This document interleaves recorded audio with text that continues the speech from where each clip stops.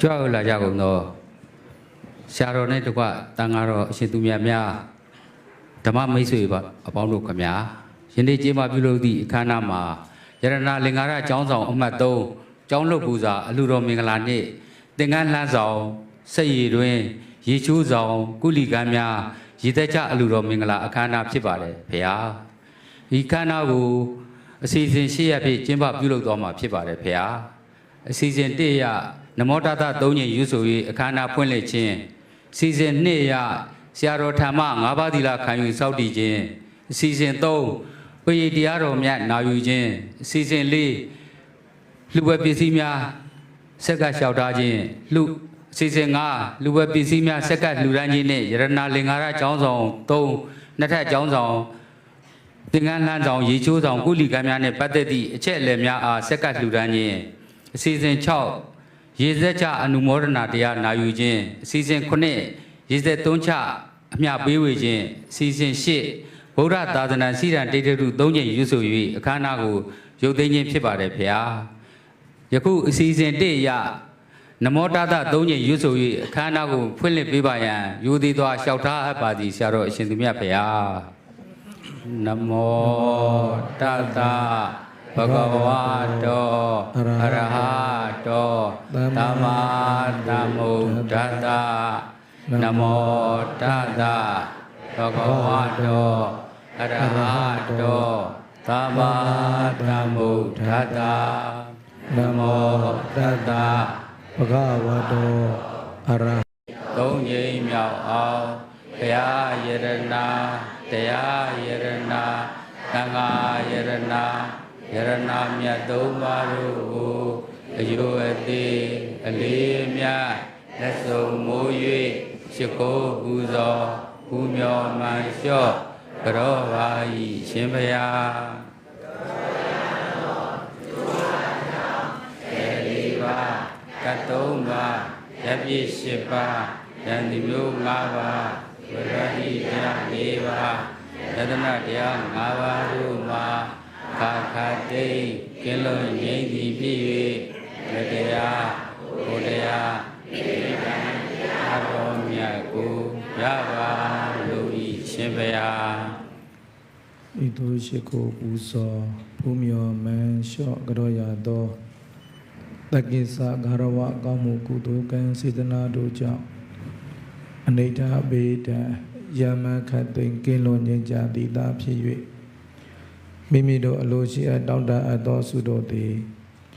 15ရက်လ၏ပြေဝခြင်းကဲ့သို့တလုံးတဝါထဲပြည့်စုံကြပြီလျင်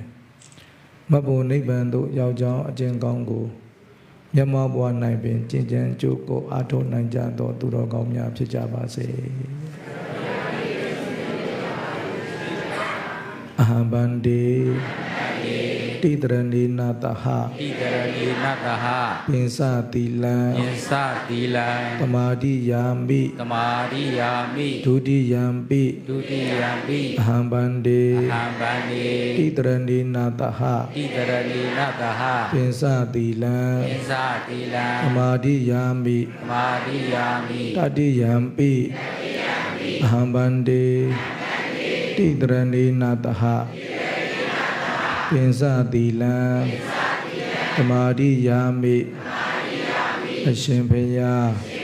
ဘုရားတပည့်တော်တို့သည်တရဏဂုံ3ပါးနှင့်တကွ5ပါးသီလတော်မြတ်ကိုခံယူစောင့်တည်ကြပါကုန်၏အရှင်ဘုရားတိတရဏိနာတဟပင်စသီလံဓမ္မံသာဓုကံကရုံကတဝအပမဒိနာသီလံသမာဓိတာစီစဉ်3ရပေတရားတော်မြတ်နာယူရန်ဖြစ်ပါတယ်ဗျာဆရာတော်နဲ့တကွတန်ခါတော့အရှင်သူမြတ်တို့ဗျာပေတရားတော်များချီးမြှင့်ပေးပါရန်ယူသည်လေးစားစွာလျှောက်တတ်အပ်ပါသည်ဗျာဒကဒကမများကုသိုလ်မင်္ဂလာတိုးပွားစေခြင်းအန္တရာယ်ကင်းစေခြင်းအကျိုးငါမေတ္တာတုတ်ပရိတရားတော်ဘုရားဂုဏ်တော်တရားဂုဏ်တော်သံဃာဂုဏ်တော်နဲ့ဘဝတုတပ္ပမင်္ဂလံ3ကာထာတို့ကိုသံဃာတော်များကပူဇော်ပေးကြမှာဖြစ်ပါတယ် တက္ကသမများကယိုသေးစွာအာယုံပြုနာယူကြပါသမန္တာစကဝါလေတုအတရာကိသန္တုဒေဝတာတတ္တမမုနိရာဇတသုနန္တုတက္ကမောက္ခဒံဓမ္မတဝနာကာလောအယပဒန္တာဓမ္မတဝနာကာလောအယပဒန္တာဓမ္မတဝနာကာလောအယပဒန္တာနမောတတ္တဗုဒ္ဓဝတ္တောအရဟတောသမ္မာသမ္ဗုဒ္ဓတ္တနမောတတ္တဗုဒ္ဓဝတ္တောအရဟတောသမ္မာသမ္ဗုဒ္ဓတ္တနမောတတ္တဗုဒ္ဓဝတ္တောအရဟတောသမ္မာသမ္ဗုဒ္ဓတ္တယတနုဘာဝတောယခာနေဝဒတ္တေတိပိဒနာယင်ကြီးစေဝနုယောဇံတောရတ္တိတိဝမတန္တိတောဒုက္ခံသုပတိသုတောသပပံကိဉ္စေနပတ္တိဧဝမာရိကုဏုပေတံပရိဒန္တံဗနာမဟေကရဏီယမတ္တကုသလေနာယန္တတန္တဗဒံအဘိသမေသာတကောဥစုသသူစုသာသူဝဇောသတမုဒ္ဒနာတိမာနိတတောတကောသသူပရောသအဘဂိသောသတဏဟုကဝုဒ္ဓိတန္တေကရိယောသနိဘဂောသအဘဂဘောကုလေသောနနုဂိတောနာဇာဂௌဒမဟာစရိကိဉ္စီယေနဝေညုပရေဥပဝတေယောဒုက္ခိနောဝခေမိနောဟန္တုသဗ္ဗတတ္တဘဝန္တုဒုက္ခိတတ္တယေကိစေပါဏဗုဒ္ဓတိတတဝါထာဝရဝနဝသေတာဒီဃဝယေဝမဟန္တာမေဇိမရတကနုကထုလာဒိဋ္ဌဝယေဝအဒိဋ္ဌယေဝဒုရေဝတန္တိအဝိဒုရေဘုဒ္ဓဝတံမွေတိဝါသဗ္ဗတတ္တဘဝန္တုဒုက္ခိတတ္တနာပရောပရဏိဂုဝေဒနာတိမင်းေတာကရစီနာကိဉ္စီဗျာရောသနာပရိကတိညာနေညာမေညာတာဒုက္ခမိစေယမာတာယတာနိယဗုဒ္ဓမာယုတာဧကဗုဒ္ဓမနုရခေဧဝဘိသဗ္ဗဗုဒေတုမာနတဘာဝေအပရိမာဏံမေတ္တေသတဗ္ဗလောကသမေမာနတဘာဝေအပရိမာဏံဗုဒ္ဓံဒောသတိရိယေသအတ္တဘာဒံအဝေရမတပတ္တံတိဋ္ဌံစရဏိသိဏောဝါတယာနောယာဝတ္တသဝိဓမိတောဧတံတတေဒိဋ္ဌေယဗြဟ္မမေတံဝိဟာရမိဓမာဟုဒိဋ္ဌိသအနုပကမ္မာသီလဝါဒတနေနတံပန္နောဂမေတုဝိနယခေတံနာယဇာတုကပ္ပတေယဘုနာရေတိဣတိပိသောဘဂဝါအရဟံသမ္မာသမ္ဗုဒ္ဓောဝိဇ္ဇာစရဏတံပန္နောဒုက္ခတောလောကဝိတုအနုတ္တရောပုရိသဓမ္မသာရတိတတ္ထာဒေဝမနုဿာနံဘုဒ္ဓောဘဂဝါတွဲခါတောဘဂဝတ္တာဓမ္မောတန္တိတိကောအာဂါလိကောဧဟိပတိကောပတေယိကောပိသတံဝေဒိတဘောဝေညူယိသောပတိပန္နောဘဂဝတောသာဝကတံကောဥဇောပတိပန္နောဘဂဝတောသာဝကတံကောညာယပတိပန္နောဘဂဝတောသာဝကတံကောသာမေဇပတိပန္နောဘဂဝတောသာဝကတံကောအဓိရသတ္တရိပုရိသယုဂာနိအတ္တပုရိသပုဂ္ဂလာဧတဘဂဝတောသာဝကတံကောအာဟုနေယောပါဟုနေယောဓာကိနေယောဣန္ဒြိကရဏီယောအနုတ္တရံပုညကေတံလောကတာဧဝံဗုဒ္ဓံတရံဒါနံဓမ္မတံကိစ္စဘိကဝောပယံဝါသမိတတံဝါလောမဟံသောနာဟေတတိဘဝတုသဗ္ဗမင်္ဂလံရက္ခန္တုသဗ္ဗဒေဝတာသဗ္ဗဗုဒ္ဓ ानु ဘာဝေနတရာဒုက္ခိဘဝန္တုတေဘဝတုသဗ္ဗမင်္ဂလံရက္ခန္တုသဗ္ဗဒေဝတာသဗ္ဗဓမ္မာနုဘာဝေနတရာဒုက္ခိဘဝန္တုတေဘဝတုသဗ္ဗမင်္ဂလံရက္ခန္တုသဗ္ဗဒေဝတာသဗ္ဗသံဃာနုဘာဝေနတရာဒုက္ခိဘဝန္တုတေသာဓုသာဓုသာဓု စီစဉ်လေးရပစ္စည်းလေးပါးလျှောက်ထားခြင်းနဲ့ပတ္တိဒါနပတ္တနုမောဒနာကုသိုလ်တရားရယူခြင်းမှာအရှင်မြတ်ဖေဟာပစ္စည်းလေးပါးလျှောက်ထားခြင်းနဲ့ပတ္တိဒါနကုသိုလ်ရယူခြင်းမှာအရှင်မြတ်ဖေဟာဘုရားတပည့်တော်ယူသေးသောလျှောက်ထားအပ်ပါသည်ဆရာတော်အရှင်သူမြတ်ဖေဟာယနေ့အလှရှင်များနဲ့တကွလှူဒန်းမှုအစုစုတို့မှာဘိုးဘွားမိဘများအားရည်စူးအမှုထား၍ရန်ကုန်မြို့နေဒေါ်တင်စိန်ဒေါ်တန်းတန်းအေးတို့မှသိန်းပေါင်း6114သိန်းနာမှဖြစ်ပေါ်လာသောရတနာလင်္ကာရကျောင်းဆောင်အမှတ်3အလှူ510သိန်း96,000နာမှဖြစ်ပေါ်လာသောစတိစာအုပ်စဉ်88ဆင်အလှူ193သိန်းနာမှဖြစ်ပေါ်လာသောဆိုလာတက်ဆင်ခြင်းအလှူ61သိန်းနာမှဖြစ်ပေါ်လာသောစတိတပိတ်ဆင်အလှူ48သိန်းနာမှဖြစ်ပေါ်လာသောလိုက်ကာအလှူ16သိန်း9000နာမှဖြစ်ပေါ်လာသောရင်းလိတ်တက်ဆင်ခြင်းအလှူ16သိန်းနာမှဖြစ်ပေါ်လာသောပန်ကာ16လုံးအလှူ9သိန်း5000နာမှဖြစ်ပေါ်လာသောနာယီ3လုံးအလှူ33သိန်းနာမှဖြစ်ပေါ်လာသောသင်္ကန်းအစုံ30အလှူတို့ကိုလှူဒန်းထားပါသည်ဖေဟာရန်ကုန်မြို့မူတိတာချန်နေဥတန်ဦးဒေါ်မို့မို့ဆွေသမီးမတ်ဇီမီမီတော်မတ်သေးမီမီတော်မတ်ညိုမီမီတော်မိသားစုတို့မှ1850သိန်းနာမှဖြစ်ပေါ်လာသောဆက်ရည်တွင်သင်္ကန်းလှမ်းဆောင်ရေချိုးဆောင်ကုလီကမ်းများအလှူအမေရိကန်ဒေါ်လာ1050တန်မှဖြစ်ပေါ်လာသောရေမြုပ်တက်ဆင်ခြင်းအလှူ8သိန်း5000တန်မှဖြစ်ပေါ်လာသောဒွိဂုတ်သင်္ကန်း9စုံအလှူပိဏံငါ30ပါအတွက်တပားလင်9000တန်မှဖြစ်ပေါ်လာသောစုစုပေါင်း15သိန်းတန်မှဖြစ်ပေါ်လာသည့်ပစ္စည်း၄ပါးအလှူဓမ္မယုံရုပ်ပွားတော်အတွက်တသိန်းတန်မှဖြစ်ပေါ်လာသောဖျားပန်းအလှူဦးတန်းရွှေအားရည်သူ၍ဒေါ်အေးမြင့်မိသားစုမှ62သိန်းနာမှဖြစ်ပေါ်လာသောစတိစာအုပ်စဉ်10စဉ်အလှူဆရာတော်ဘုရား၏သာသနာပြုလုပ်ငန်းများအတွက်9သိန်းနာမှဖြစ်ပေါ်လာသောသာသနာတော်နှင့်အဆက်သောပစ္စည်း၄ပါးအလှူဥစီရီအားရည်သူ၍ဒေါခင်ယုံမိသားစုမှ18သိန်း3000နာမှဖြစ်ပေါ်လာသောစတိစာအုပ်စဉ်3စဉ်အလှူ3သိန်း3000နာမှဖြစ်ပေါ်လာသောသင်္ကန်း3စုံအလှူဆရာတော်ဘုရား၏သာသနာပြုလုပ်ငန်းများအတွက်3သိန်းတန်မှဖြစ်ပေါ်လာသောသာသနာတော်နှင့်အဆက်သောပစ္စည်း၄ပါးအလှူဆရာကြီးဦးစိုးမြင့်ဒေါ်လာလာထေမိသားစုမှ18သိန်း3000တန်မှဖြစ်ပေါ်လာသောစတိစာအုပ်စဉ်3စဉ်အလှူရတနာလင်္ကာရကျောင်းဆောင်1အတွက်208သိန်းတန်မှဖြစ်ပေါ်လာသောဆိုလာတက်ဆင်ခြင်းအလှူ89သိန်းတန်မှဖြစ်ပေါ်လာသောကုလီကန်တကားများအလှူတသိန်း1000တန်မှဖြစ်ပေါ်လာသောသင်္ကန်းတစုံအလှူဆရာတော်ဘုရား၏သာသနာပြုလုပ်ငန်းများအတွက်9သိန်းတန်မှဖြစ်ပေါ်လာသောသာသနာတော်နှင့်အဆက်သောပစ္စည်း၄ပါးအလှူ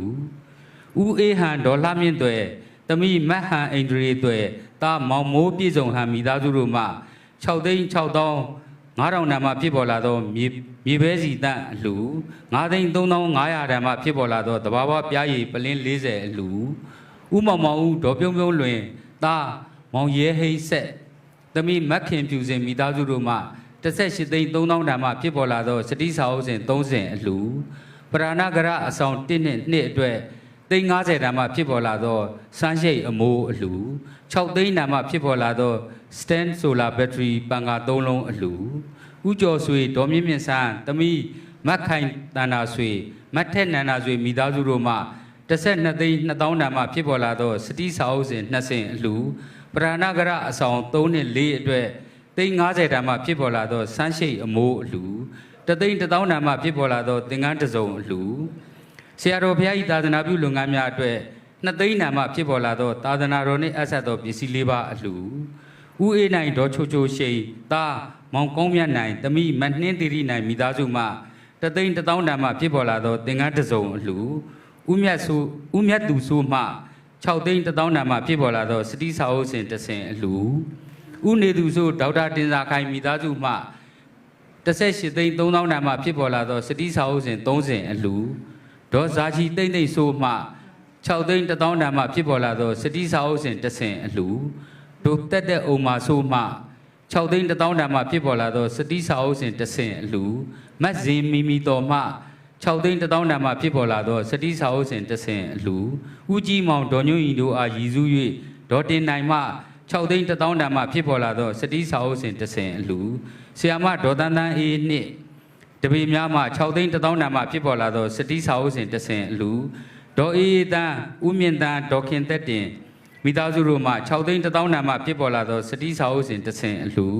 ဥတင်ကိုဒေါ်မြင့်မြင့်မော်သားမောင်တန့်စင်ထူမိသားစုမှ6သိန်း1000နာမှဖြစ်ပေါ်လာသောစတိစာအုပ်စဉ်တစ်ဆင့်အလှဒေါခင်မာညိုနှင့်သားကိုချစ်စွမ်းသာတို့မှ6သိန်း1000နာမှဖြစ်ပေါ်လာသောစတိစာအုပ်စဉ်တစ်ဆင့်အလှဥကြည်အားရည်စူး၍ဒေါခင်တုတ်မိသားစုမှ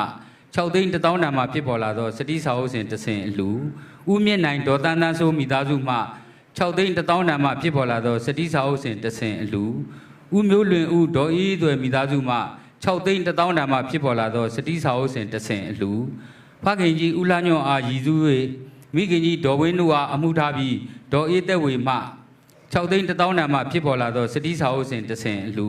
ဥမောင်မောင်ထွေးအားရည်စူး၍ရန်ကုန်မြို့နေကျန်းရည်သူအမာများမှ6သိန်း1000နာမှဖြစ်ပေါ်လာသောစတိစာအုပ်စဉ်တစ်ဆင့်အလှဥကြောင်လိုင်းဒေါ်တင်တို့အားရည်စူး၍ဥထေနှင့်ညီအကိုများစိန်လီမုံဆိုင်မိသားစုမှ6သိန်း1000နာမှဖြစ်ပေါ်လာသောစတိစာအုပ်စဉ်တစ်ဆင့်အလှအင်ဂျင်နီယာဦးမြင့်သားနှင့်တပည့်ဒေါ်တီရီဆန်တို့မှရတနာလင်္ကာရကျောင်းဆောင်3နှစ်ရေချိုးဆောင်သင်္ကန်းလှမ်းဆောင်ကုလီကားများဆောက်လုပ်ရတွင်အင်ဂျင်နီယာပညာဒါနကုသိုလ်အလှကွယ်လွန်သူမိဘနှစ်ပါးအားရည်သူ၍ဒေါ်ဖြူဖြူဝင်းဒေါ်ကျူကျူဝင်းရန်ကုန်မြို့မှတသိန်းနာမှဖြစ်ပေါ်လာသောကျမ်းစာအုပ်အလှဒေါ်ရင်မြင့်အားရည်သူ၍ဥထုံသိန်းမိသားစုမှတသိန်းနာမှဖြစ်ပေါ်လာသောကျမ်းစာအုပ်အလှဥအောင်တန်းဒေါ်ခင်တင့်အားရည်သူ၍ဆရာမဒေါ်တင်တင်အောင်ရန်ကုန်မြို့မှဆရာတော်ဘုရားကြီးသာသနာပြုလုပ်ငန်းများအတွက်9သိန်းနာမှဖြစ်ပေါ်လာသောသာသနာတော်နှင့်အဆက်သောပစ္စည်း၄ပါးအလှကိုဝင်းမောင်ထွေးမတ်နိုင်နိုင်ဝင်းဆွေမိသားစုမှတသိန်း5000နာမှဖြစ်ပေါ်လာသောသင်္ကန်းတစ်စုံစွမ်းစံတအိတ်စီ3ပိတ်တာတစ်ပုံစား9တုပ်အလှတို့ကိုအသီးသီးလှူဒန်းထားပါသည်ဗျာထိုပစ္စည်းတို့ကိုအရှင်ဘုရားတို့အလိုရှိသောအခါဘုရားတပည့်တော်တို့ကပ္ပိယကာရကများထံ၌အလှခံတော်မူပါဗျာဘုရားတပည့်တော်တို့မှလည်းဝီနီတော်နဲ့အညီအဆက်ဆက်ဖြစ်ရန်စီမံဆောင်ရွက်ပေးပါပြီရှင်မြတ်ဗျာကြောရောလာကြကုန်သောအလှရှင်များနဲ့တကွဓမ္မမိတ်ဆွေပေါင်းတို့ခမညာထိုလူဒန်းမှုဒါနအစုစုအတွက်ပတ္တာနုမောဒနာကုသိုလ်တရားတိုးပွားစေခြင်းအကျိုးငါဝမ်းမြောက်နှုတ်မော်တာဓုခေါ်တော်မူကြပါခမညာသာဓုသာဓုသာဓုစီစဉ်900လှူပွဲပစ္စည်းများစက်ကလှူဒန်းခြင်းနှင့်ယရနာလင်္ကာရကျောင်းဆောင်နှစ်ထပ်ဆောင်သင်္ကန်းလှမ်းဆောင်ရေချိုးဆောင်ကုလီကံများနဲ့ပတ်သက်သည့်အချက်လက်မှတ်တမ်းများစက်ကလှူဒန်းခြင်းဖြစ်ပါတယ်ဗျာအလှူရှင်များမှလှူပွဲပစ္စည်းများစက်ကပေးပါရန်မေတ္တာရပ်ခံရပါတယ်ရှင်ဒီကလိုက်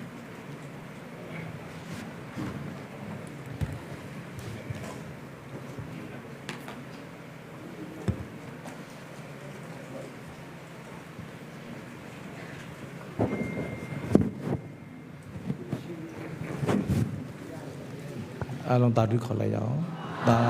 ဓု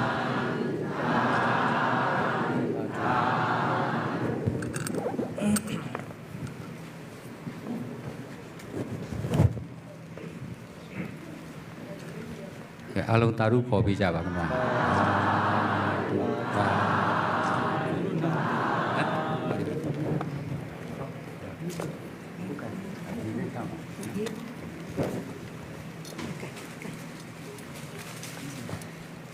အားလုံးတာဓုခေါ်ပြီးကြပါဦးတာဓုတာဓုဘုရားမင်းဒီမှာချတယ်နောက်တာ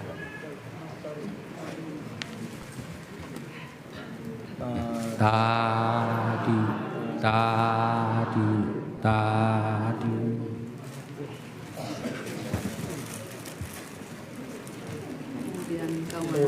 ပြီးအောင်လား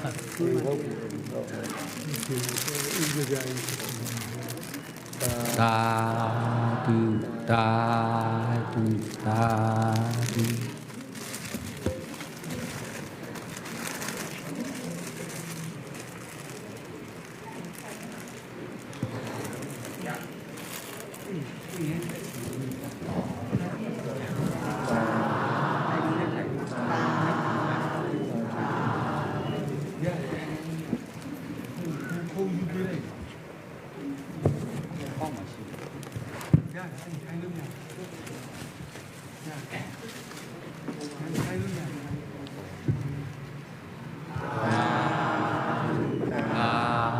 ုတာ သာဓု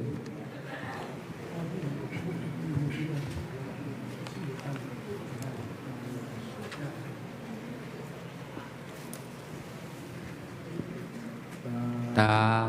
ဓုသာဓုသာဓု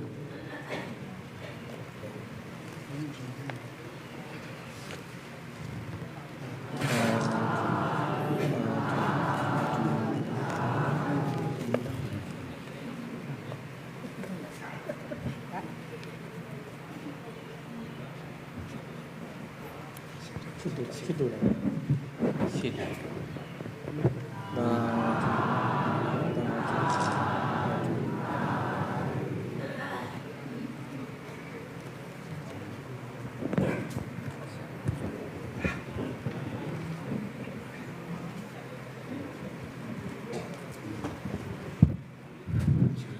စီစဉ်ကြောက်ရ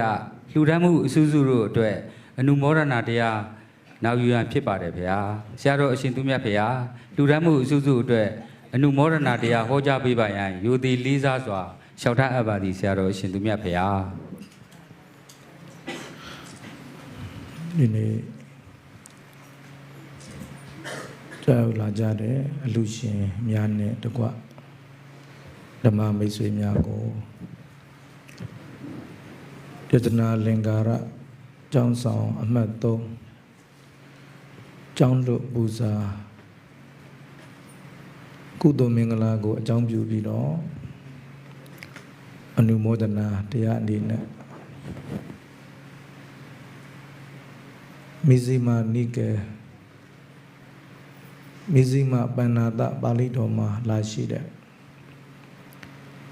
အဘယရာဇကုမာရသုတ်တံကိုဟောကြားပေးမှာဖြစ်ပါတယ်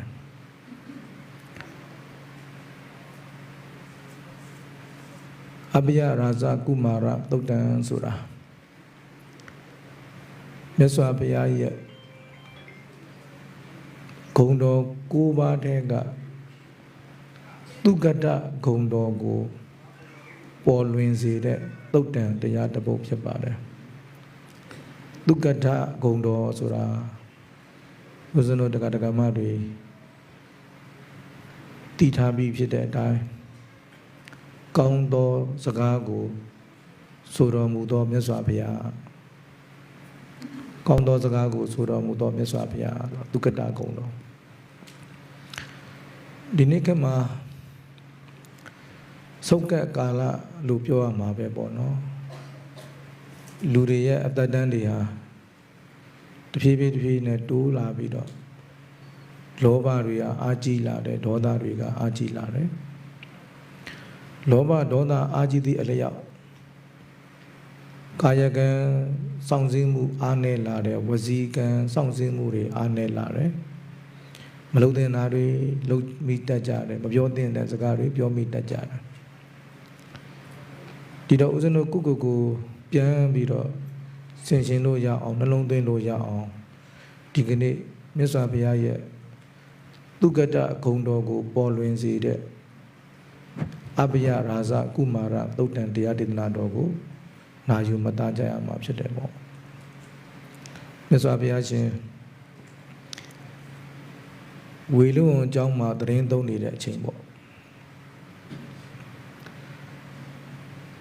အဘယလို့ခေါ်တဲ့မင်းသားတူကအရင်တုန်းကဗုဒ္ဓဘာသာမဟုတ်တော့ဂျိန်းဘာသာဝင်ဂျိန်းဘုန်းကြီးကိုကိုးကွယ်တာ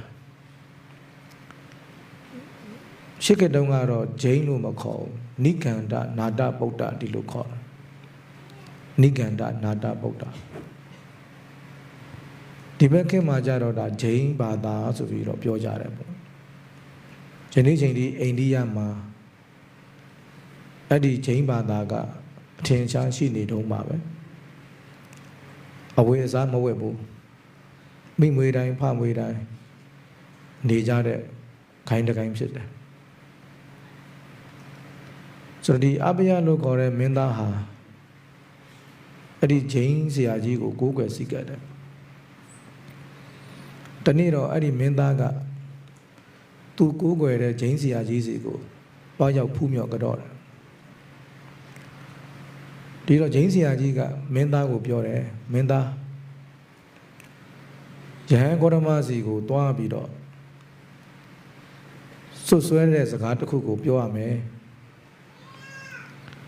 မင်းသားသာယဟန်ဂေါတမကိုဆွဆွဲတဲ့စကားကိုပြောနိုင်မယ်ဆိုရင်နာမည်ကြီးသွားလိမ့်မယ်ဒီနေ့ခေတ်လို့ဆိုရင်ဒါဆယ်လီဖြစ်မယ်ပေါ့မြတ်စွာဘုရားလိုဘုံတကူကြီးတဲ့ပုဂ္ဂိုလ်နာမည်ကျော်တဲ့ပုဂ္ဂိုလ်ကိုဆွဆွဲနိုင်တဲ့ပုဂ္ဂိုလ်မရှိသေးဘူးမြတ်စွာဘုရားကိုဘသူတွေဘလို့ပဲပုတ်ခက်ဘလို့ပဲဆွဆွဲအကုန်လုံးကြချုံသွားတာအကြည့်ပဲအဲ့တော့မင်းသားယဟန်ဂေါတမကိုကြကြလက်ကြဆွဆွဲပုတ်ခတ်နိုင်မယ်ဆိုလို့ရှိရင်တဟုန်တို့နာမည်ကြီးသွားမှာအဘိယမင်းသားဟာဘုံတကူကြီးတဲ့ယဟန်ဂေါတမကိုကြကြလက်ကြဆွဆွဲပုတ်ခတ်နိုင်ပါတယ်ဆိုပြီးတော့နာမည်ကြီးသွားလိမ့်မယ်အဲ့တော့မင်းယဟန်ဂေါတမကိုဆွဆွဲရမယ်ဘာဖြစ်လို့သူကမြတ်စွာဘုရားကိုစော်ကားဖို့သူ့ရဲ့တကားဖြစ်တဲ့မင်းသားကိုခိုင်းနေရတယ်လဲဆိုတော့မြတ်စွာဘုရားမပွင့်ခင်တုန်းကဆိုလို့ရှိရင်ဒီနိကန္ဒနာတဗုဒ္ဓကနာမည်ကျော်ဖရာတဆူပဲပေါ့သူ့ကိုယ်သူဖရာလို့ဝန်ခံထားတာသူဒီဖရာဖြစ်တယ်လူတွေကလည်းတကယ်ဖရာအစစ်ကိုမမြင်ဘူးမတွေ့ဘူးတဲ့အခါကျတော့အဲ့ဒီဖရာအတုဖြစ်တဲ့နိကန္ဒနာတဗုဒ္ဓဆရာကြီးကိုဖရာအမှတ်နဲ့ကိုးကွယ်နေခဲ့ကြတာအဲ့တော့ဘုံတကူချမ်းတောက်နေခဲ့တယ်ပေါ့ဖရာမပွင့်ခင်တုန်းကတော့သူတို့ဟာဘုံတကူကြီးတယ်ရှင်ဘုရင်တွေလည်းသူ့ကိုကိုးကွယ်ကြတယ်မင်းကြီးမင်းသားတွေလည်းကိုးကွယ်ကြတယ်တတိယကျွယ်တွေလည်းကိုးကွယ်ကြတယ်တော့တကယ်ဖရာအစစ်မြတ်စွာဘုရားပွင့်ပေါ်လာတဲ့အခါကျတော့ဘုရားကဓမ္မဘုရားကအဓမ္မဘုရားကကုသိုလ်ဘုရားကအကုသိုလ်ဘယ်လန်းကတော့အပယ်ကြွမယ်လန်းဘယ်လန်းကတော့နတ်ပြည်တုဂတိကောင်းရာတုဂတိရောက်တဲ့လန်းဆိုပြီးတော့အမှားအမှန်အကောင်းအဆိုးအကြောင်းအကျိုးတွေကိုဘုရားကခွဲခြားစိတ်ဖြာပြီးတော့ဟောလိုက်တဲ့အခါမှာလူတွေဟာဉာဏ်အလင်းပွင့်သွားတယ်အတိတရားတွေရလာကြတဲ့အခါမှာအေးငါတို့တွေဘုရားအမှတ်နဲ့ကိုးကွယ်ခဲ့တာကအတူကြီးပဲအခုမှဘုရားအစစ်ကိုတွေ့ပြီဆိုပြီးတော့ဘာသာပြောင်းလာခဲ့ကြတယ်နိကန္ဒနာတဗုဒ္ဓကိုကိုးကွယ်စည်းကပ်ရာကနေဦးဇင်းတို့မြတ်စွာဘုရားထံကိုရောက်လာပြီးတော့ဗုဒ္ဓဘာသာအဖြစ်ကူးပြောင်းလာကြတယ်ဒီတော့မြတ်စွာဘုရားနားမှာမင်းကြီးမင်းသားတွေတထေးကြွယ်တွေရှင်ဘုရင်တွေပတ်လဲဝိုင်းလို့နိကန္ဒနာတဗုဒ္ဓဆရာကြီးထံမှာမကြံတော့အဲ့ဒီမှာကုလမစ္စရိယလို့ခေါ်တယ်မနာလိုဝန်တုံမှုတွေဖြစ်ပြီးသူ့ကိုကိုးကွယ်စည်းကပ်နေတဲ့တရားဓမ္မတွေကမြတ်စွာဘုရားထံစီကိုရောက်သွားတော့မကျင်တတ်တော့ဘူးလေငကိုတုံးကဘုံတကူချမ်းတောက်တဲ့သူကဘုံတကူကျသွားတဲ့အခါမှာယဟန်ဂေါတမပေါ်လာလို့ငါအခုလိုဘုံတကူနေသွားတာဒါယဟန်ဂေါတမကြောင့်ဆိုပြီးတော့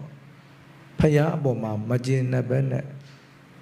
ဆွဆွဲပုတ်ခက်သိက္ခာချဖို့အတွက်သူတို့အခွင့်ဆောင်နေကြတာဖယားကိုဘယ်နည်းနဲ့ဆွဆွဲရမလဲဘယ်နည်းနဲ့ပုတ်ခက်ရမလဲဘယ်နည်းနဲ့စော်ကားရမလဲလို့အခွင့်အလန်းကိုသူတို့စောင့်နေခဲ့ကြတာအဲ့တော့သူဟာမြတ်စွာဘုရားကိုဆွဆွဲပုတ်ခတ်ဖို့အတွက်ခြားကြမ်းနေတာဘယ်လောက်ကြာသွားလဲဆိုတော့4 လလောက်ကြာသွားတယ်ဖယားကိုဘလို့များဆွဆွဲလို့ရမလဲလို့နီလန်းချာနေတာ4 လကြာတာ4 လလောက်ကြာတဲ့အခါကျမှသူနီလန်းတစ်ခုရလာတာအဲ့ဒီနီလန်းကိုအခုသူ့ရဲ့တကားတူဖြစ်တဲ့မင်းသားကိုသင်ပေးမှာအဲ့ကြောင့်မင်းသားတဲ့ယဟန်ဂေါတမကိုသာမင်းဆွဆွဲပုတ်ခတ်နိုင်ခဲ့မယ်ဆိုရင်မင်းနာမည်ကြီးသွားမှာမင်းဆယ်လီဖြစ်သွားမှာနာမည်ကြီးတဲ့ပုဂ္ဂိုလ်ကိုစော်ကားနိုင်တယ်ဆိုရင်မင်းနာမည်ကြီးသွားမှာဆိုတော့မင်းသားကပြောတယ်ဆရာယ ယဟန်ဂေါတမဆိုတာအလွန်ဘုံကံကြီးမားတယ်ကျွန်တော်တို့ပုဂ္ဂိုလ်မျိုးကဘလို့လို့ယဟန်ဂေါတမကိုသွားရှင်းနိုင်မှာတော့ဆိုတော့မဖြစ်နိုင်ဘူးပေါ့လေတော့ဆရာကြီးကပြောတာမင်းဘာမှမပူနဲ့ငါလေးလတိတိစဉ်းစားထားတဲ့ပြဿနာတစ်ခုရှိတယ်ယဟန်ဂေါတမဘလို့မှရှင်းနိုင်မှာမဟုတ်ဘူးအဲ့တော့မင်းဘာလုပ်ရမှာလဲဆိုတော့ယဟန်ဂေါတမစီကိုသွားယဟန်ဂေါတမကိုမေးခွန်းမေးရမယ်သူမေးခွန်းမေးတာကသိရှင်လို့မေးတာမဟုတ်ဘူးအဖြေလိုချင်လို့မေးတာမဟုတ်ဘူးဖះကိုဂျောင်ပိတ်ဖမ်းပြီးတော့ဆွဆွဲမလို့ပုတ်ခတ်မလို့စော်ကားမလို့မေးခွန်းမေးတာအရှင်ဘုရားဟာသူတပားမနစ်သက်သူတပားမကြိုက်တဲ့စကားကိုပြောပါသလားလို့နံပါတ်1မေးခွန်းတစ်ခုမေးလိုက်သူတပားမကြိုက်တဲ့စကားကိုအရှင်ဘုရားပြောသလားသူတပားမနစ်မြို့တဲ့စကားကိုအရှင်ဘုရားပြောသလားအကယ်၍ပြောပါတယ်လို့ပြောရင်အေးငါဘုရားဟာသူတပားမနစ်သက်သူတပားမကြိုက်တဲ့စကားကိုပြောပါတယ်လို့ပြောရင်မင်းဘယ်လိုပြန်ပြောရမလဲဆိုတော့အရှင်ဘုရားအဲ့လားဆိုလို့ရှိရင်ပုထုဇဉ်တွေနဲ့အရှင်ဘုရားဘာထူးလဲအရှင်ဘုရားကယဟန္တာလို့ပြောတယ်လေအဲ့တော့ယဟန္တာဖြစ်ပါတဲ့သားနဲ့ဘာဖြစ်လို့သူများမကြိုက်တဲ့စကားတွေချက်ပြောနေတာတော့ယဟန္တာဖြစ်ပါလေနဲ့သူတပားမနစ်သက်တဲ့စကားသူတပားစိတ်ဆင်းရဲမဲ့စကားတွေဘာလို့လိုက်ပြောနေတာတော့အဲ့တော့အရှင်ဘုရားကပုထုဇဉ်နဲ့ဘာထူးသေးတယ်လို့မင်းပြောရမယ်ဘုရားကနံပါတ်1ဆွဲတဲ့စကားသူတပားမနစ်မြို့တဲ့စကားတွေချက်ပြောနေတာဟာပုထုဇဉ်နဲ့ဘာမှမထူးဘူးပေါ့နောက်နံပါတ်2အကယ်၍ယဟန်ဂေါတမကငါဒီသူတပားမနစ်သက်တဲ့စကားသူတပားမကြိုက်တဲ့စကားသူတပားစိတ်ဆင်းရဲမဲ့စကားကိုမပြောပါဘူးလို့ပြောရင်အဲ့ဒါမုဒ္ဒဝါဒနဲ့ဆွဆွဲရမယ်လိန်နာယဟန်ဂေါတမလိန်နာဘာဖြစ်လို့လဲဆိုတော့ယဟန်ဂေါတမဟာအရှင်ဒေဝတက်ကိုပြောဘူးတယ်အာပါယိကောဒေဝတတ်တော်ငရဲကြမဲ့အကောင်မြတ်စွာဘုရားအရှင်ဒေဝတက်ကိုပြောဘူးတယ်ဒီဒေဝတက်ဆိုတဲ့အကောင်ဟာငရဲကြမဲ့ကောင်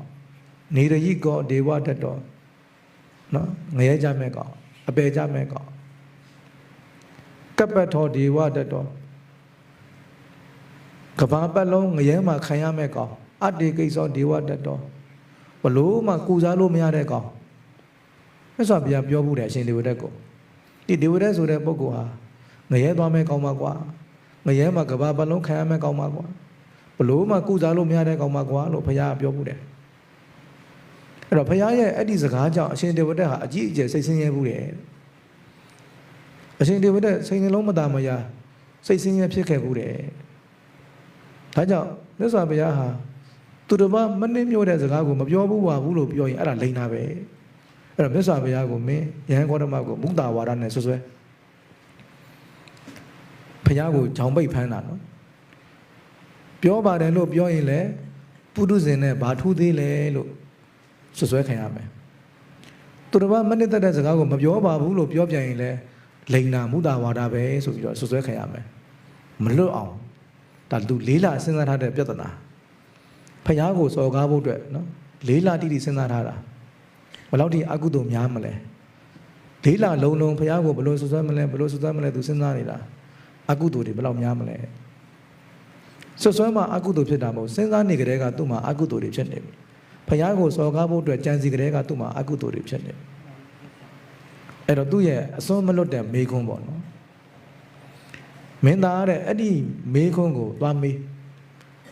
အဲ့လို့ဆိုလို့ရှိရင်ယဟန်ဂေါတမဟာဘာမှမတတ်နိုင်တော့ဘူးငါများချိတ်ကိုမျိုးမိတဲ့လူလိုပဲ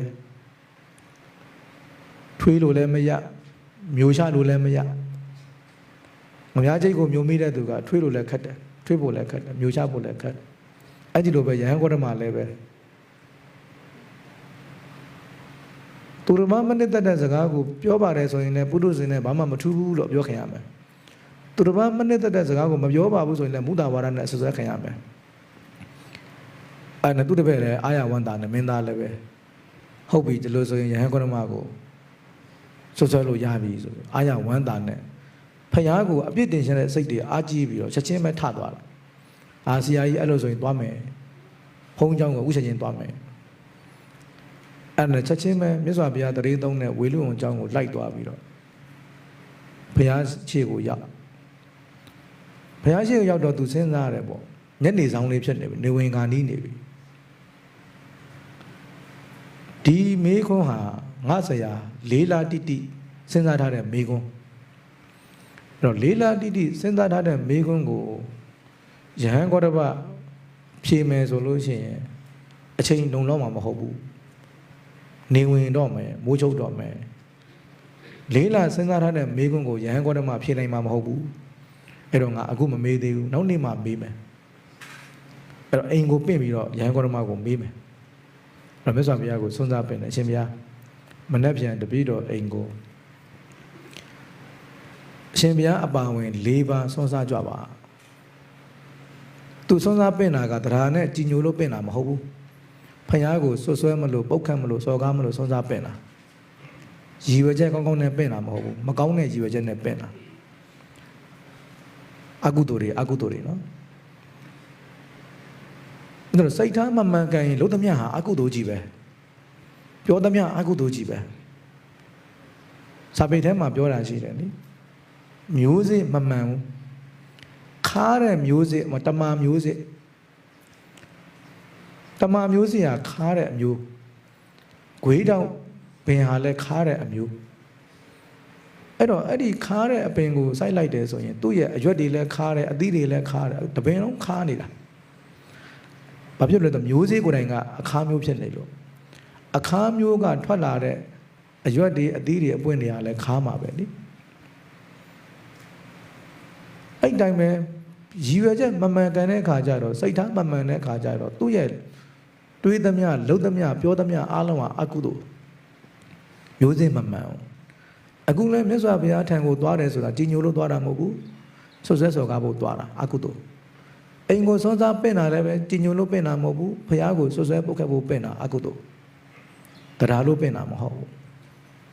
အဲ့တော့ဘုရားအမှုရှိတဲ့တန်ခါ၄ပါးဘုရားအပါဝင်၄ပါးပင့်သူအများကြီးလည်းမပင့်ဘူးအများကြီးပင့်ရင်တယောက်တစ်ပေါက်နဲ့စကားတွေများပြီးတော့လူရင်းမရောက်မှာဆိုလို့ဘုရားကိုသူဆွဆွဲပုတ်ခတ်တဲ့စကားအထမမြောက်မှာဆိုလို့ဘုရားအပါဝင်၄ပါးပဲပင့်တယ်။နောက်ဘုရားတစ်ပါးတည်းကိုလည်းသူမပင့်ဘူး။ဘာဖြစ်လို့လဲဆိုတော့အပြောခံရမှာဆိုလို့တထေးကြီးကမင်းသားကပတ်စံတွေချမ်းသာပါလျက်သားနဲ့ဘုရားတစ်ပါးတည်းပဲပင့်ရသလားကစီနဲလိုက်တာဆိုလို့ပတ်ဝန်းကျင်ကကစီနဲတယ်လို့အပြောခံရပြောမှာဆိုလို့ပြောခံရမှာဆိုလို့အဲ့တော့ဘုရားတစ်ပါးတည်းလည်းမပင့်ဘူးတန်ခါ၄ပါးလောက်တန်ခါ၃ပါးထပ်ပင့်တယ်အဲ့တော့ဘုရားအပါဝင်၄ပါးသူအိမ်ကိုပင့်တယ်ဘုရားနဲ့လက်ခံတယ်ဒီမင်းသားဒီသူ့ကိုတရားလို့ပင့်တာမဟုတ်ဘူးဆွဆွဲပုတ်ခတ်ဖို့ပင့်တယ်ဆိုတာဘုရားသိတော်မူတယ်ဒါပေမဲ့ဘုရားကအကျိုးရှိတယ်ဆိုရင်ဘုရားကကြွတယ်ဒီမင်းသားအတွက်ကအကျိုးရှိနိုင်တယ်ဆိုတာဘုရားသိလို့အဲ့ဒီဆွဆွဲပုတ်ခတ်ဖို့ပင့်တဲ့ဆုံးသားကိုဘုရားလက်ခံတယ်ဒီတော့နောက်တနေ့ဘုရားအမှုရှိတဲ့တန်ခါ၄ပါးဘုရားအပါဝင်၄ပါးကြွဆုံးနေပါတွေဖုံးပေးပြီးတော့သူ့ရဲ့ပြဿနာဇလန်းကိုစတယ်ရှင်ဘုရားမေးခွန်းမေးပြရစေအရှင်ဘုရားဟာ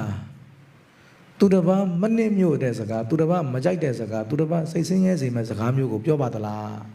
မေးခွန်းစမေးတယ်အဲ့တော့မြတ်စွာဘုရားကဗာမိတ်တယ်လဲဆိုတော့တကားတော့မင်းသားတဲ့ဒီမေးခွန်းမျိုးကတထစ်ချမပြောဘူးပြောတယ်လို့ဖြေရမယ့်မေးခွန်းမျိုးမဟုတ်ဘူးတဲ့သူတစ်ပါးမနှိမ့်ပြောတဲ့စကားကိုပြောပါတယ်လို့လည်းတထစ်ချဖြေလို့မရဘူးမပြောဘူးလို့လည်းဖြေလို့မရဘူးတဲ့ဟောဘုရားကပြောပါတယ်လို့လည်းဖြေလို့မရဘူးတဲ့မပြောဘူးလို့လည်းဖြေလို့မရဘူးတဲ့ဘုရားကအဲ့ဒီလိုအဖြေတစ်ခုပေးလိုက်တာအဲ့ဒီမှာမင်းသားအော်သွားတယ်သူ့ဆရာနဲ့သူဇက်တိုက်တာတော့ဒီအဖြေမပါဘူးလေသူ့ဆရာနဲ့သူနဲ့ဇက်တိုက်တော့ကတော့မြတ်စွာဘုရားဒီသူတစ်ပါးမနှိမ့်တဲ့စကားကိုပြောပါတယ်လို့ပြောရင်ပြောမယ်မပြောပါဘူးလို့ပြောချင်ပြောမယ်ပြောပါတယ်ပြောရင်ဒါပုထုဇဉ်နဲ့ဘာထုလဲလို့ဆွဆွဲမယ်မပြောပါဘူးလို့ပြောရင်အရှင်ဒေဝတက်ကိုမြတ်စွာဘုရားစိတ်မချမ်းသာစေတဲ့စကားတွေပြောဘူးတယ်အဲ့တော့မြတ်စွာဘုရားမပြောပါဘူးဆိုရင်လိန်တာပဲလို့ဆွဆွဲမယ်ဒါသူတို့ဆရာတပည့်တွေတိုက်ထားတဲ့ဇလံဟောအခုမြတ်စွာဘုရားကတစ်မျိုးဖြေလိုက်တယ် သူတော်ဘာမင်းမျိုးတဲ့စကားကိုငါဘုရားဟာပြောတယ်လို့လည်းတစ်ချက်ချပြောလို့မရဘူးတဲ့မပြောဘူးလို့လည်းပြောလို့မရဘူးတဲ့ဟောဘုရားကဆိုတော့မင်းသားဟာအံ့ဩပြီးတော့သွားပြီတဲ့တိတ်တိဆရာကြီးတွေအကုန်ပျက်စီးကုန်ပြီတိတ်တိဆရာကြီးတွေအကုန်ပျက်စီးကုန်ပြီလေးလာတိတိဘုရားကိုဆွဆွဲစော်ကားဖို့စဉ်းစားထားတဲ့မိကွန်းဘုရားတခုံးတဲ့နဲ့အကုန်ဖြတ်ပလိုက်တာဘုရားရဲ့စကားတခုံးတဲ့နဲ့အကုန်ပြီးသွားပြီတဲ့တိတ်တိတွေသွားပြီချုံပြီဆိုတော့သူပါဇက်ကထုတ်ဖော်ပြောလာတယ်တိတ်တိတွေချုံပြီဆိုတော့မြတ်စွာဘုရားကမင်းသားတိတ်တိတွေချုံပြီဆိုတာဘာလို့ဆိုလိုတာလဲအရှင်ဘုရားတပည့်တော်ကဒီမေးခွန်းကိုမေးတာအရှင်ဘုရားကိုဆွဆွဲဖို့လာတာတပည့်တော်ရဲ့ဆရာဖြစ်တဲ့နိကန္ဒာကြီးကသင်ပေးလိုက်တယ်ဒီလိုမေးရင်ဂေါတမဒီလိုဖြေမယ်ဒီလိုဖြေရင်ဒီလိုပြန်ဆွဆွဲအဲ့ဒီလိုချက်ကြလက်ကြသင်ပြီးတော့တပည့်တော်ကလာခဲ့တာအခုအရှင်ဘုရားကတခွန်းတဲ့နဲ့ပြောလိုက်တော့တပည့်တော်မှာပြောကြစကားမရှိတော့ဘူးဒါကြောင့်တိတ်တိဆရာကြီးတွေချုံသွားပြီလို့တပည့်တော်ကပြောတာဆိုတော့မြတ်စွာဘုရားကရှင်းပြတယ်အေးဖယားဆိုတာမျိုးကသူတော်ဘာနှစ်သက်သောစကားမနှစ်သက်သောစကားဆိုတဲ့နေရာမှာအကျိုးရှိရင်ပြောတယ်အကျိုးမရှိရင်မပြောဘူးအဲ့ဒီမှာမြတ်စွာဘုရားကစကား6မျိုးခွဲပြောပြတာမမှန်ကန်မှုပေါ့နော်အကြောင်းအရာဒီမမှန်ကန်မှုနော်အကျိုးလည်းမရှိဘူးမှန်လည်းမမှန်ဘူးအကျိုးလည်းမရှိဘူးသူတစ်ပါးလည်းမနှစ်သက်ဘူးမှန်လည်းမမှန်အကျိုးလည်းမရှိနှစ်လည်းမနှစ်သက်ဘူးဆိုရင်အဲ့ဒီစကားမျိုးဘုရားမပြောဘူးနောက်မှန်လည်းမမှန်ဘူးအကျိုးလည်းမရှိဘူးသူတစ်ပါးနှစ်သက်တယ်တချို့စကားတွေကကြီးစရာမောစရာပြောကြတာတွေရှိတယ်အပြင်းပြေပုံဝိထုတွေပြောကြတာတွေရှိတယ်အပြင်းပြေပုံဝိထုတွေဖတ်ကြတာတွေရှိတယ်ဘာမှအကျိုးမရအောင်သင်ခန်းစာဘာမှမရအောင်အပြင်းပြေယုံတတ်တတ်ပဲရှိတယ်ဆိုရင်တချို့လူတွေသဘောကျတယ်လေတချို့ရုပ်ရှင်ဇာတ်ကားတွေတချို့ဝိထုစာအုပ်တွေအပြင်းပြေယုံတတ်တတ်ပဲဘာ message မှမရအောင်ဘာမှသင်ခန်းစာမရအောင်မှတ်သားစရာဘာမှမပါဘူးအပြင်းပြေယုံတတ်တတ်ပဲရိုက်ကူးတဲ့ဇလန်းတွေအပြင်းပြေယုံတတ်တတ်ပဲရေးထားတဲ့စာအုပ်တွေရှိတယ်လေအဲ့ဒါမျိုးကိုစာပေထဲမှာကြတော့တန်ဖပလာပဝါစာလို့ခေါ်တာ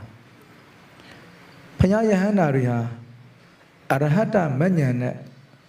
အဲ့တန်ဖပလာပဝါစာဒုစရိုက်ကိုပယ်ပြီးသွားပြီဒါကြောင့်ဘုရားယဟန္တာတို့မြေတီမှာအပြင်းပြေစကားဘယ်တော့မှမပြောဘူးနော်အပြင်းပြေုံတတ်တဲ့မှန်လဲမမှန်ဘူးအကျိုးလည်းမရှိဘူးနော်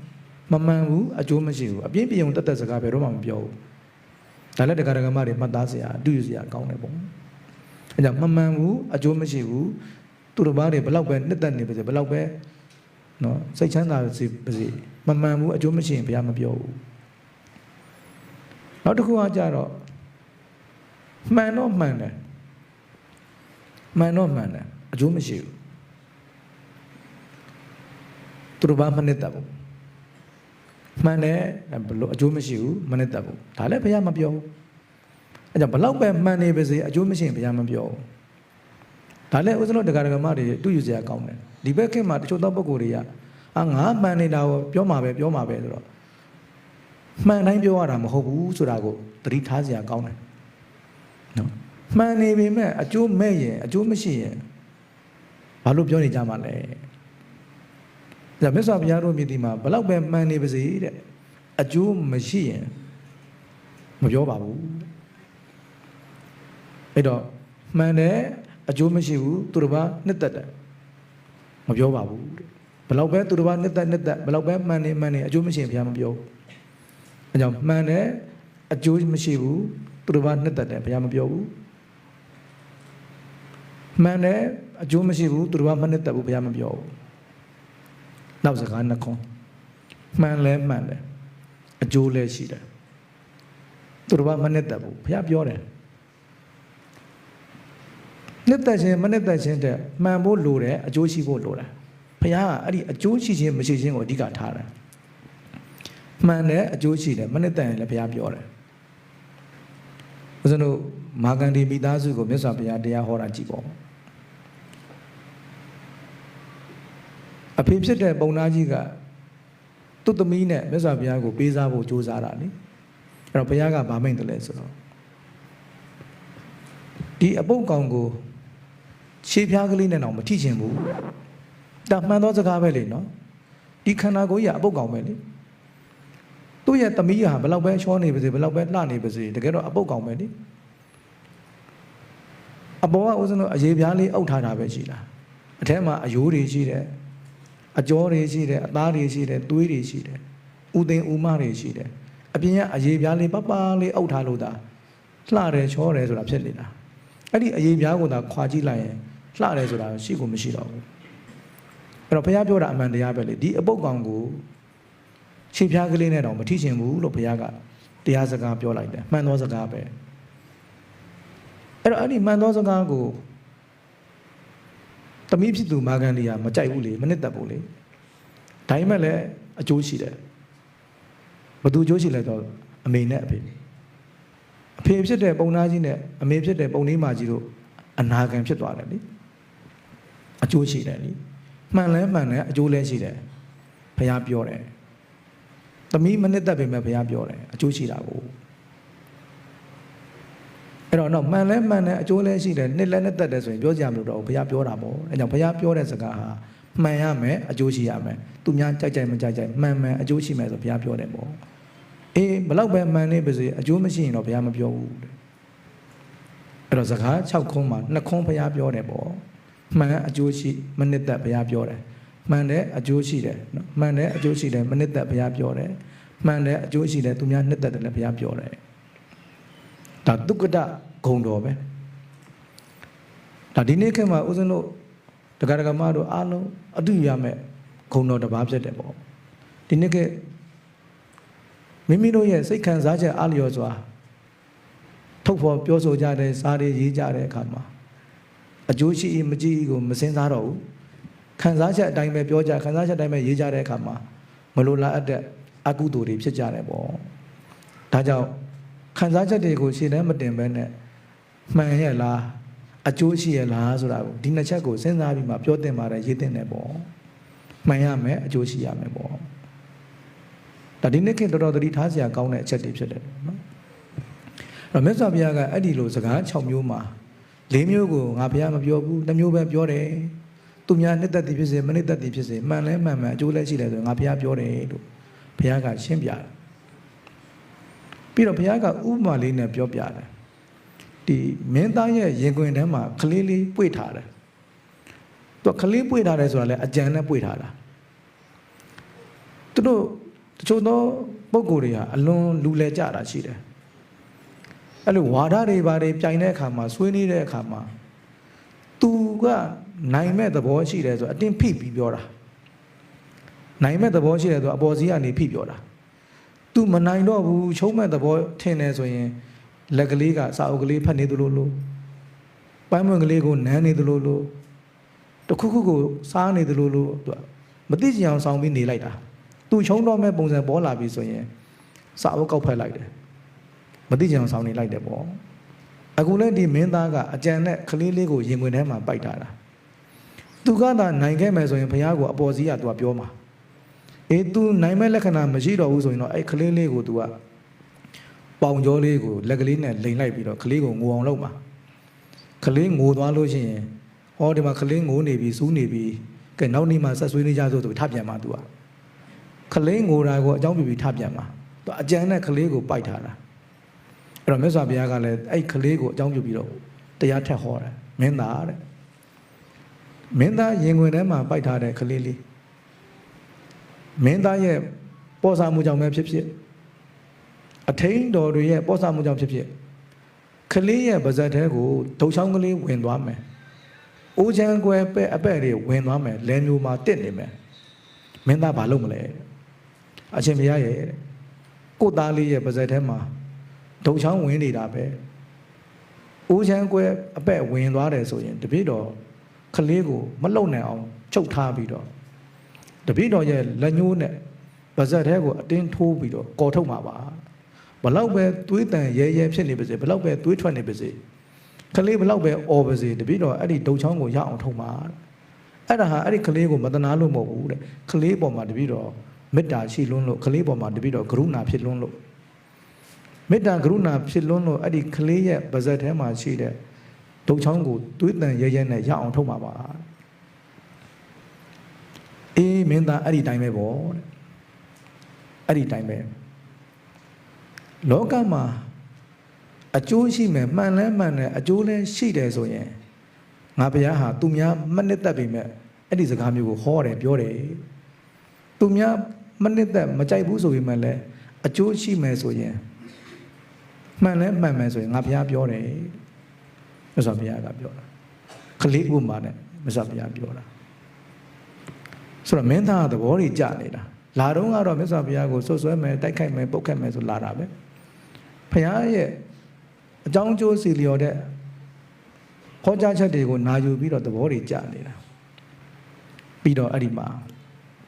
မင်းသားကမြတ်စွာဘုရားအရှင်ဘုရားတဲ့တော်တော်အံ့ဩဖို့ကောင်းတာပဲတပည့်တော်သိကျင်တဲ့အကြောင်းအရာတွေတပည့်တော်မေးတဲ့မေးခွန်းတွေကိုအရှင်ဘုရားဟာတက္ကနချက်ချင်းဖြေနိုင်တယ်အဲ့ဒါအရှင်ဘုရားဟာကြိုတင်စဉ်းစားထားတာလားတဲ့ဒီလိုမေးရင်ဒီလိုဖြေမယ်အဲ့ဒီလိုမျိုးမေးခွန်းတွေအဖြေတွေကိုကြိုတင်များစဉ်းစားထားတာလားဒါမှမဟုတ်ပဲမေးခွန်းနဲ့ကြုံမှချက်ချင်းညံမှာပေါ်လာပြီးတော့ဖြေတာလားဆိုတော့မြတ်စွာဘုရားကထပ်မြင်ဒီလိုဆိုရင်မင်းသားတဲ့မင်းသားကိုပဲငါမေးပြရစီအောင်မင်းသားကလှဲရထားတွေနဲ့ပတ်သက်ပြီးတော့ကျွမ်းကျင်လားတပည့်တော်ကျွမ်းကျင်တယ်လှဲရထားကိုလည်းကောင်းကောင်းသိတယ်မောင်းလဲမောင်းတတ်တယ်အဲ့လိုဆိုရင်လူတယောက်ကနေပြီးတော့မင်းသားကိုလှဲရထားနဲ့ပတ်သက်ပြီးမေးမယ်လှဲဝင်ရဆိုတာဘလို့နှင်းတယ်ဆိုတာဘလို့လှဲပြီးဆိုတာဘလို့လို့တူတယောက်ကမေးမယ်ဆိုရင်မင်းသားကောင်းကောင်းဖြေနိုင်လားတပည့်တော်ချက်ချင်းဖြေနိုင်တယ်ကောင်းကောင်းဖြေနိုင်တယ်အဲ့လိုဆိုရင်မင်းသားကအဲ့ဒီအမေးအဖြေတွေကိုကြိုတင်စဉ်းစားထားတာလားဒီလှဲပြီးနဲ့ပတ်သက်ပြီးတော့လှဲနဲ့ပတ်သက်ပြီးတော့ဘလို့မေးရင်ဘလို့ဖြေပါမယ်လို့ကြိုတင်ပြင်ဆင်ထားတာလားဆိုတော့အဲ့လိုတော့မဟုတ်ဘူးလေတပည့်တော်ကကျွမ်းကျင်တာဘူးလှဲတဲ့ပညာနဲ့ပတ်သက်ပြီးတပည့်တော်ကကျွမ်းကျင်တဲ့အတွက်ကြောင့်စဉ်းစားနေစရာမလိုဘူးတဲ့သူမင်းရင်ချက်ချင်းဖြစ်နိုင်တယ်အေးအဲ့တိုင်းပေါ့မင်းသားရဲ့ယဟန်ပညာရှိတွေလူပညာရှိတွေမင်းပြိဿပညာရှိတွေတတိတကြွယ်တွေငါဘုရားထံမှာမေးခွန်းတွေလာမေးတဲ့အခါမှာငါဘုရားချက်ချင်းဖြစ်တယ်ဆိုတာတပိညုတဉာဏ်တော်ကိုရထားလို့ပေါ့ဘလို့မင်းရင်ဘလို့ဖြစ်မယ်လို့ငါစဉ်းစားထားတာမျိုးမရှိဘူးတဲ့သူတို့ရဲ့မေးခွန်းတွေကိုကြားလိုက်ရတဲ့အခါမှာငါဉာဏ်ထဲမှာအဖြေချက်ချင်းပေါ်တယ်ဘာဖြစ်လို့လဲဆိုတော့တပိညုတဉာဏ်တော်ကိုရထားတာလေဆိုတော့မင်းသားဟာအလွန်သဘောကျသွားတယ်ဖခင်ရဲ့တပိညုတဉာဏ်တော်ကြီးကိုလည်းအလွန်ကြည်ညိုသွားတယ်အဲ့ဒီမှာသူဟာနိကန္ဒနာတဗုဒ္ဓဂျိမ်းဘာသာဝင်မင်းသားဘွားကနေပြီးတော့ဗုဒ္ဓတရဏံကိစ္ဆာမိဓမ္မတရဏံကိစ္ဆာမိသံဃတရဏံကိစ္ဆာမိဖခင်တရားတန်ခါကိုကိုယ်ွယ်စိတ်ကပ်ပါ၏ယတနာသုံးပါးကိုကိုယ်ွယ်စိတ်ကပ်တဲ့ဥပါဒကဗုဒ္ဓဘာသာဝင်အဖြစ်ကူးပြောင်းသွားတယ်ပေါ့နောက်ပိုင်းမှာအဲ့ဒီမင်းသားဟာသာသနာပေါင်းကိုဝင်ရောက်ပြီးတော့တရားဓမ္မတွေအားထုတ်ပြီးတော့ပရိသံမိတာပတ္တယဟန္တာအရှင်သူမြတ်တစ်ပါးဖြစ်သွားတယ်ဘာသာခြားဘဝကနေပြီးတော့ဖခင်ကိုဆွဆွဲပုတ်ခဲ့ဖို့လာတဲ့မင်းသားဟာဗုဒ္ဓဘာသာအဖြစ်ပြောင်းသွားတယ်ပြင်သာသနာပေါင်းဝင်ရောက်ပြီးတရားဓမ္မတွေအားထုတ်ပြီးယဟန္တာအဖြစ်ကိုရောက်ရှိသွားတယ်အဲ့တော့မြတ်စွာဘုရားရဲ့တရားဓမ္မတွေဟာအဲ့လိုအကျိုးများတယ်ပေါ့ဒါကြောင့်မြတ်စွာဘုရားကိုဆွဆွဲဖို့ဆိုတဲ့ရည်ရွယ်ချက်နဲ့စွန့်စားပင့်တာကိုမြတ်စွာဘုရားလက်ခံတယ်ဆိုတာအဲ့ဒီမင်းသားအတွက်အကျိုးရှိလို့မြတ်စွာဘုရားကြွပေးတာပဲပေါ့အဲ့တော့ဦးဇင်းတို့မြတ်စွာဘုရားရဲ့ကရုဏာတော်ကိုလည်းဦးဇင်းတို့ကြည်ညိုရတယ်ပေါ့နော်မိမိကိုဆွဆွဲပုတ်ခတ်မဲ့သူရဲ့အိမ်ကိုစိုက်စိုက်မြမြိုက်ကြွသွားတာဒီနည်းအားဖြင့်ပြောမယ်ဆိုရင်ရန်သူနယ်ပယ်တဲ့ကိုစိုက်စိုက်မြမြိုက်ကြွသွားတာဟာတဏှာလို့ကရုဏာရှိလို့ပေါ့မဟာကရုဏာတော့အဲ့တော့ဒီသုတ်တန်တရားဒေသနာတော်မှာဦးဇင်းတို့မြတ်စွာဘုရားရဲ့တပိညုတဉာဏ်တော်ကြီးကိုလည်းကြည်ညိုရတယ်မေခွန်းတိုင်းကိုတက္ကနချက်ချင်းဖြေနိုင်တာတပိညုတဉာဏ်တော်ရဲ့အစွမ်းနောက်မြတ်စွာဘုရားသည်မှန်ကန်တဲ့အကျိုးရှိတဲ့စကားကိုပဲဘုရားပြောတယ်မမှန်ဘူးအကျိုးမရှိရင်ဘုရားမပြောဘူးသူကတဂုံတော်နောက်မြတ်စွာဘုရားရဲ့မဟာကရုဏာတော်ဒီသုတ်တန်မှာဦးဇင်းတို့ကြည်ညိုရတယ်ပေါ့ဒါကြောင့်ဒီနေ့တရားဓမ္မတွေလည်းပဲမိမိတို့ဟာဘုရားရဲ့သားတော်တွေဖြစ်ကြတယ်ဘုရားရဲ့သမီးတော်တွေဖြစ်ကြတာဖြစ်လို့တို့ဘုရားရှင်ရဲ့လမ်းစဉ်ကိုတို့တွေလိုက်ရမှာဖြစ်မယ်လိုက်မှာဖြစ်မယ်ဘုရားရဲ့သင်္ကန်းကိုဆွဲဘုရားရဲ့ခြေရာအတိုင်းထက်ကြမကွာဘလောက်ပဲလိုက် ဖရာရဲ့အဆုံးအမကိုမကျင့်ကြဘူးဆိုရင်ဦးဇင်းတို့ဖရာနဲ့ဝေးနေကြမှာပါဦးဇင်းတို့ဘုန်းကြီးတွေလည်းဒီတိုင်းပဲဘလောက်ပဲသာသနာတွင်သားလို့ပြောဖရာနဲ့အနည်းဆုံးပါလို့ပြောဖရာရဲ့အဆုံးအမတွေနဲ့ဝေးနေကြမယ်ဖရာရဲ့အဆုံးအမတွေကိုမလိုက်နာကြဘူးမကျင့်ကြဘူးဆိုရင်ဦးဇင်းတို့တရားဓမ္မတို့အားလုံးကဖရာနဲ့ဝေးနေကြမှာပဲအဲ့တော့မြတ်စွာဘုရားနဲ့ဘလောက်ပဲဝေးနေခန္ဓာကိုယ်ချင်းဘလောက်ပဲဝေးနေဘုရားရဲ့အဆုံးအမတွေကိုလိုက်နာနေမယ်ဘုရားရဲ့အဆုံးအမတွေကိုကျင့်နေမယ်ဆိုလို့ချင်းရင်ဘုရားနဲ့နီးတဲ့သူတွေဖြစ်ပါတယ်အဲ့တော့ဦးဇင်းတို့တရားဓမ္မတွေကိုကိုမေးနော်တို့တွေဟာဘုရားနဲ့နီးသူလားဘုရားနဲ့ဝေးသူလားလို့ကိုမေးကိုမေးရမှာဖြစ်တယ်အဲ့တော့ဘုရားနဲ့ဝေးအောင်မနေကြပါနဲ့တတ်နိုင်သမျှစွမ်းနိုင်သမျှဘုရားရဲ့အဆုံးအမတွေကိုလိုက်နာကြမယ်ဆိုလို့ရှိရင်တို့တွေဟာဘုရားနဲ့နီးသူတွေဖြစ်ကြမယ်လို့သဘောပေါက်နားလည်ကြပြီးတော့မြတ်စွာဘုရားရဲ့အဆုံးအမတော်အတိုင်းလိုက်နာကျင့်သုံးပြီးတော့ဘုရားနဲ့အနီးဆုံးပုဂ္ဂိုလ်များဖြစ်အောင်ကိုယ်စီစူးစမ်းအားထုတ်နိုင်ကြပါစေကုန်သတည်းသာဓုသာဓုသာဓုစီစဉ်ခုနှစ်ရရေသက်သုံးချအမြတ်ပေးဝေရန်ဖြစ်ပါတယ်ဗျာဆရာတော်ရှင်သူမြတ်ဖေဟာလူဒန်းမှုအစူးစုတို့အတွက်ရေစက်သွန်းချအမြတ်ပေးဝေပါလေးစားစွာလျှောက်ထားအပ်ပါတယ်ဖေဟာရေစက်မချအမြတ်မဝေခင်မှာနှလုံးသွင်းသားစရာလေးတွေနည်းနည်းပြောပါအောင်မယ်ဦးဇင်းတို့မဟာဝိဟာရကျောင်းတိုင်းမှာကျောင်းမြေပဲလူကျောင်းအစာအုပ်တွေပဲလူပုဂ္ဂလိကအလူမခံပါဘူးတန်ခိကတန်ကားပိုင်းအနေနဲ့ပဲလက်ခံတယ်အလူခံပါတယ်ဒါတက္ကကြီးတက္ကမကြီးတွေတည်ပြီးသားဖြစ်ပါတယ်သာသနာတော်အတွက်အကျိုးများအောင်ရယ်တက္ကမတို့အတွက်လည်းအကျိုးများအောင်ရယ်ဦးဇင်းတို့မြန်မာနိုင်ငံမှာတော်တော်များများကျောင်းလူပွဲတွေဖြစ်ကြတယ်ဘုန်းကြီးပြန်တော်မူသွားပြီဆိုရင်ကျောင်းလူကြတာငါပိုင်တယ်သူပိုင်တယ်တချို့ဘုန်းကြီးတွေဆိုလို့ရှိရင်သာသနာရှိစိတ်မရှိဘူးသာသနာရှိစိတ်မရှိတော့ဆွေမျိုးမျက်နှာကိုပဲကြည့်တယ်ငါတူလေးဆိုပြီးတော့ကို့အမျိုးတွေကိုပဲဦးစားပေးတယ်သာသနာကိုမကြည့်ဘူးသာသနာတာဝန်ထမ်းဆောင်နိုင်တဲ့ပုဂ္ဂိုလ်တွေရှိပါလေတဲ့နဲ့သာသနာတာဝန်ထမ်းဆောင်နိုင်တဲ့ပုဂ္ဂိုလ်တွေကိုမလွှဲပြောင်းပေးပဲနဲ့ဆွေမျိုးကိုပဲလွှဲပေးလိုက်တယ်ဆိုတော့အဲ့ဒီเจ้าတိုက်ကဆွေမျိုးကိုလွှဲပေးလိုက်တော့အဲ့ဒီဆွေမျိုးကလည်းအရေးချင်းမရှိဘူးဆိုရင်သာသနာတော်အတွက်အကျိုးမများဘူးပေါ့ဆွေမျက်နှာမျိုးမျက်နှာကိုပဲကြည့်ပြီးတော့เจ้าတွေလွှဲပေးကြတယ်ပြီးเจ้าတွေလူကြတော့အမှုတွေဖြစ်ကြတယ်ကြော်မကောင်းကြမကောင်းသာသနာမှာချက်စရာလည်းကောင်းတယ်ဒါကြောင့်ဦးဇင်းတို့ဆရာသမားတွေရဲ့အဆုံးအမဩဝါဒအရဘယ်တော့မှဦးဇင်းတို့ကျောင်းဆွဲတွေမဖြစ်ရအောင်ကျောင်းလူပွဲတွေမဖြစ်ရအောင်လို့ပုဂ္ဂလိကအလိုမခံဘူးတန်ခိကပဲပေါ့နော်။အဲကြောင့်ဒီယတနာလင်္ကာရအကြောင်းဆောင်အမှတ်3ဟာလည်းပဲတန်ခိကအဖြစ်အလိုခံရမှာဖြစ်တယ်။အဲ့တော့ဒကာဒကာမတွေအနေနဲ့လည်းဖရာအမှုရှိတဲ့တန်ခါကိုအာယုံပြုတို့သည်နော်မဟာဝိဟာရဇာတင်တိုင်းမှာလှူတယ်ဆိုပေမဲ့လည်းသာသနာတစ်ခုလုံးကိုလှူလိုက်တာပါပဲဘာဖြစ်လို့လဲဆိုတော့ဒီကျောင်းတိုင်းမှာအနေနဲ့အရရက်ကတန်ဃာတော်တွေကြွားရောက်တရင်သုံးပြီးတော့ဇာတွေသင်နေကြပါတယ်တရားတွေအထောက်နေကြပါတယ်မြန်မာနိုင်ငံတွေမကဘူးကမ္ဘာနိုင်ငံအသီးသီးကလည်းလာရောက်ပြီးတော့ဇာပေတွေသင်ယူနေကြတယ်တရားဓမ္မတွေအထောက်နေကြတယ်ဒီတော့သာသနာတစ်ခုလုံးကိုကိုးစားပြုထားပါတယ်နော်ကြောင့်ဒကာဒကာမတွေအနေနဲ့လည်းအမြင်ကျကျနဲ့လှူတာကတော့မဟာဝိဟာရကျောင်းတိုက်ခြံဝန်းထဲမှာလှူတာဆိုပေမဲ့လည်းသာသနာတစ်ခုလုံးကိုလှူလိုက်တာပါပဲအဲကြောင့်ဒီကျောင်းကိုအလှခံတဲ့ပုဂ္ဂိုလ်ဘယ်သူလဲလို့မေးရင်တန်ခါအားလုံးပါဥပဇင်းကတော့တန်ခါကိုစားရည်သက်ချပေးရုံတသက်ပဲအလှခံပုဂ္ဂိုလ်များသည်တန်ခါတော်များဖြစ်ပါတယ်နော်ဘုရားအမှုရှိတဲ့တန်ခါတော်များသည်အလှခံပုဂ္ဂိုလ်များဖြစ်ပါတယ်ဒါကြောင့်ရည်သက်ချတဲ့အခါမှာတန်ခါကိုအာယုံပြုပါသာသနာတော်ကိုအာယုံပြုပါနောက်တစ်ချက်ကတော့ကပ္ပိယကုတိလို့ခေါ်ပါတယ်နော်ရည်သက်ချတဲ့အခါမှာဦးဇင်းတို့ကပ္ပိယကုတိဖြစ်အောင်ရည်သက်ချရတယ်ပေါ့ကပ္ပိယကုတိမဟုတ်ဘူးဆိုလို့ရှိရင်ဒီကျောင်းဆောင်တွေမှာအကြောင်းမျိုးမျိုးကြောင့်ကပ္ပိယတွေကစားစရာတွေတူလောင်ချင်ပါတယ်ဆိုရင်ဦးဇင်းတို့တူလောင်ခွင့်မရှိဘူးကပ္ပိယကုတိမဟုတ်ရင်တူလောင်ခွင့်မရှိဘူးစံတို့စီတို့ကြက်သွန်းတို့ငရုတ်တို့စသည်စားစရာတွေထားခွင့်လုံးဝမရှိဘူးကပ္ပိယကုတိအဖြစ်ရည်သက်ချထားတယ်ဆိုလို့ရှိရင်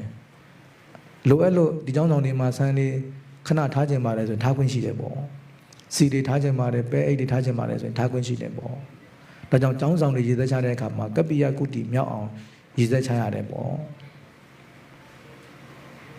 နောက်တစ်ခုကကြတော့အဲ့တော့တန်ခိကရေသက်ချတာဖြစ်တဲ့အတွက်ကြောင့်သုံးဆွဲတဲ့ကိုရင်ဦးစင်းများအထူးသတိထားပါလားညစ်ပတ်တဲ့ခြေထောက်တွေနဲ့ကျောင်းပေါ်ကိုတက်ရင်အဲ့ဒီကိုရင်မှာအဖြစ်ဖြစ်တယ်ဦးစင်းတွေမှာအဖြစ်ဖြစ်တယ်ရွှေတွေပေနေတဲ့ခန္ဓာကိုယ်နဲ့နံရံကိုမှီလိုက်မယ်နံရံမှာရွှေတွေပေသွားမယ်အညစ်အကြေးတွေပေသွားမယ်ဆိုရင်အဲ့ဒီကိုရင်တွေအဲ့ဒီဦးစင်းတွေမှာအဖြစ်ဖြစ်သွားတယ်ပေါ့တန်ခိကအကြောင်းဖြစ်သွားပြီဆိုရင်ရိုးရိုးသေးသေးလေးလေးစားစားနဲ့အစွန်းအထင်းမရှိရအောင်မညစ်မပတ်ရအောင်မပြတ်မစီးရအောင်သုံးဆွဲရပါတယ်သူ့ဘာသူကာလတစ်ခုကြာသွားလို့ပျက်စီးသွားတာကတစ်မျိုးပေါ့ကိုမစင်မရှင်သုံးဆွဲလို့မယိုမသေးသုံးဆွဲလို့ပြတ်သွားရင်တော့ကို့မှာအပြစ်ရှိတယ်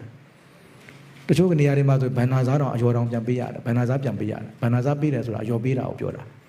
ကိုကြောင့်မှန်ကွဲသွားတယ်ကိုကြောင့်တစ်ခုခုပျက်စီးသွားတယ်ဆိုဘန္နာသားပြန်ထည့်ရတာ